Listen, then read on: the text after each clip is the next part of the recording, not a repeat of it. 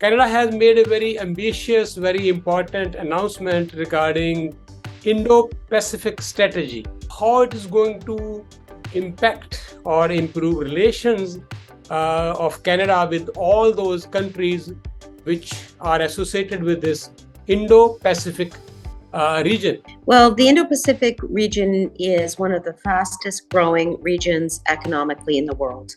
And what we need to do as a country is to ensure that we are present in that area of the world to bolster our economic ties and our people-to-people ties, as well as in the defense area, to make sure that we are contributing to peace and stability in the region.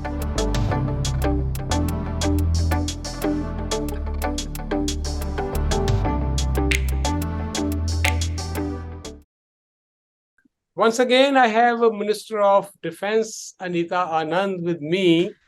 Canada has made a very ambitious, very important announcement regarding Indo-Pacific strategy. So, what Indo-Pacific strategy? Would like to hear more about that from her, and how it is going to impact or improve relations of Canada with all those countries which are associated with this Indo-Pacific region. So basically, there are almost 40 countries come under this Indo-Pacific region. So, Minister, first of all, welcome to Parvasi Media Group. Thank you so much for having me. It's great to be here again. Namaste. Namaste. And tell us more about this Indo-Pacific strategy, first of all. Well, the Indo-Pacific region is one of the fastest growing regions economically in the world. And what we need to do as a country is to ensure that we are present in that area of the world to bolster our economic ties and our people-to-people ties, as well as in the defense area, to make sure that we are contributing to peace and stability in the region. So there are almost 40 countries. So almost, 60% of world's population is in this region. India is there, China is there, Indonesia is there, Pakistan. So what was the need for Canada? I think we are more relying upon US still now for our trade and all other bilateral, relations. So this is really, really very ambitious move by the government of Canada. Well, it is ambitious, but it's necessary. As I said, the region is the world's fastest growing region from an economic perspective, and our people-to-people ties run very deep in that region. And so what we are doing is to recognize the importance of the Indo-Pacific, and we have to remember that Canada is a Pacific nation itself. And so it makes sense for us to be present in that area in a more deliberate way. And that's what the Indo-Pacific strategy does. You mentioned India. India is the world's most populous country. And what we are doing in this strategy is to expand our commercial relationship with India, expand the ability for the people-to-people ties to grow, and to make it easier for international students to come to Canada. And so this is incredibly important for the bilateral relationship between India and Canada. Okay, I remember when Prime Minister Manmohan Singh was here, and during G20 summit, I was very much present in that press conference. He and Prime Minister Harper signed a free trade agreement. Though it was not agreement, but it was a draft of agreement. They started working on this issue that they should have a free trade between both the countries. India has signed with recently with Australia already. They're very close to sign with the UK. But where we stand on this, Minister? It's a very good question. And what I will say is that in this strategy, we are launching a Canadian trade gateway in Southeast Asia to expand Canada's business and investment engagement. And that's going to have networks throughout the region, including in India. In particular, what we want to do is to sign a trade agreement with India, which will lead hopefully to a comprehensive economic partnership agreement with India.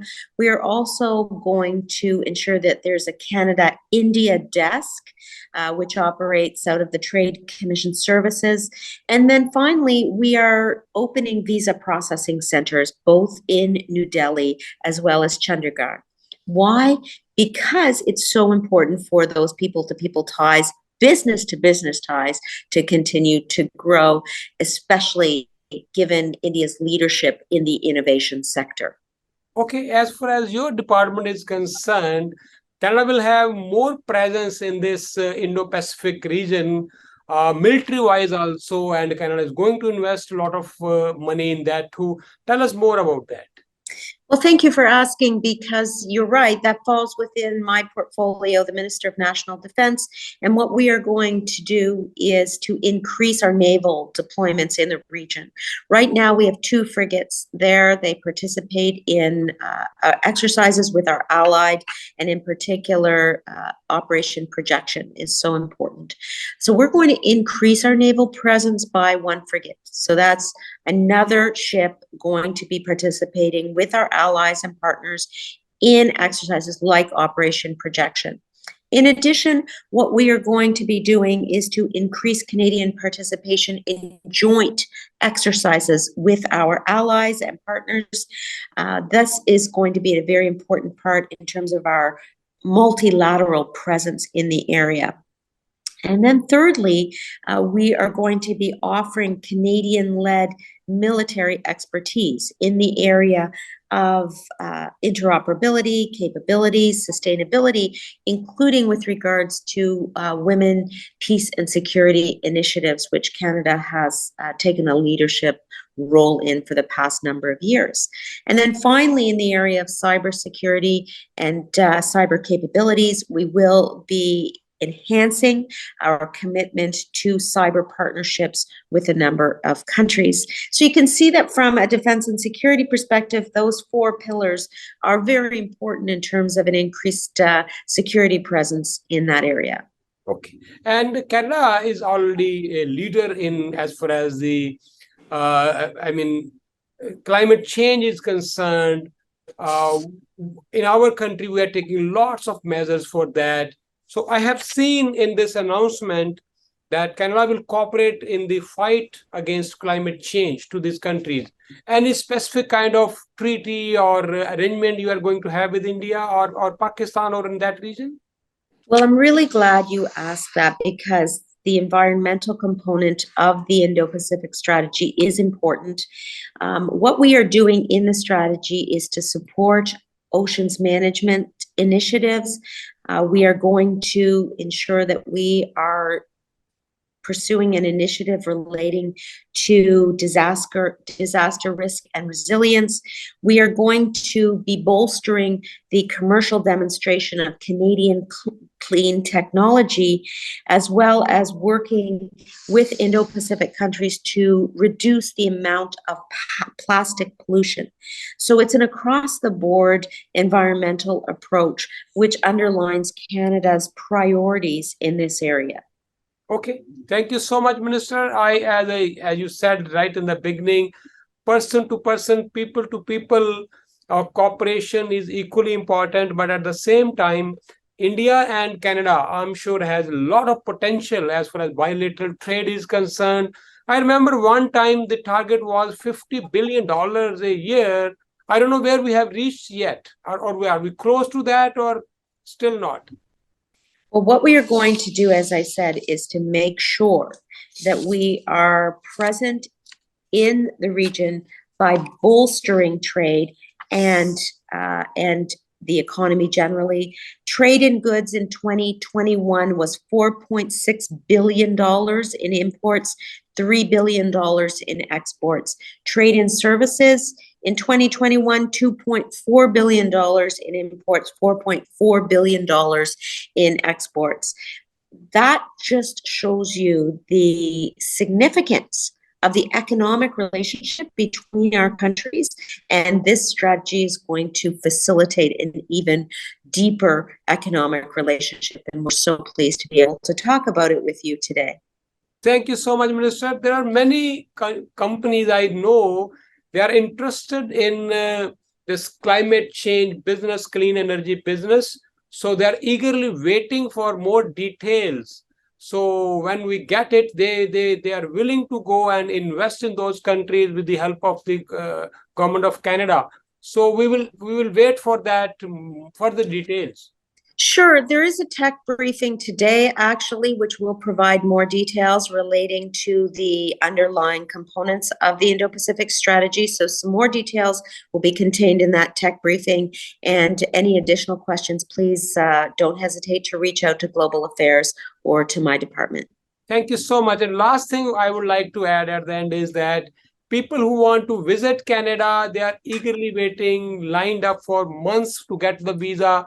And similarly, there is a new problem going on now. People who want to go to India, they're also eagerly waiting for their visas, and time is taking so much time. There's so much time to get the visa. So I would request you to talk about this at the government level, so that the people who are feeling at this time that they want to go and meet their near and dear there back home. Some people go for various Most definitely. Places. So yeah, it's Raj, a lot of time. So we need to work on this also. Most definitely. I just wanted to reiterate that we are bolstering visa processing capabilities by introducing key location visa processing centers in New Delhi and Chandigarh, as well as in Islamabad, Pakistan, Manila, and the Philippines. So our focus is indeed to facilitate the efficiency of visa processing, and certainly hear what you're saying on that point. Thank you. Thank you, Minister. And your visit to our studio is still long due. You are promising us for the last 2 years. I hope you will come soon now, next time, in person to the studio. I hope so too. I'm in Ottawa right now, but when I'm back in the GTA, I'll make sure to set it up. So namaste, shukriya, and hello to all of your viewers. I look forward to the next time we chat. Thank you, Minister. Take care of yourself. Thank you so much, Raj. Bye-bye. Thank you. Namaste. Thank you.